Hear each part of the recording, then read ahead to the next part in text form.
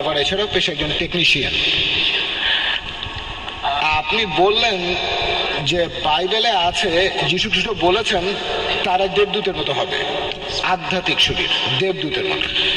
এছাড়াও আপনি বললেন যে বাইবেলে নাকি কোথাও বলা নেই যে যিশু পুনরুত্থিত হয়েছিলেন। আমি এখানে মাত্র একটা বলছি, অনেক আছে। ম্যাথিউ 16:21 বলছে, আর সেই সময় থেকেই যিশু তার শিষ্যদের বলেছেন যে কিভাবে তিনি জেরুজালেমে যাবেন, কিভাবে তার উপর অত্যাচার করা হবে, তারপর মারা গিয়ে তিনি তৃতীয় দিনে পুনরুত্থিত হবেন। এই কথা আছে 3 বার, সবগুলো গসপেলেই বলা হয়েছে। শুধু তাই নয়, এছাড়াও বাইবেল বলছে কিভাবে তিনি ক্রুশবিদ্ধ হয়েছিলেন 6 ঘন্টা ধরে, কিভাবে মারা গেলেন।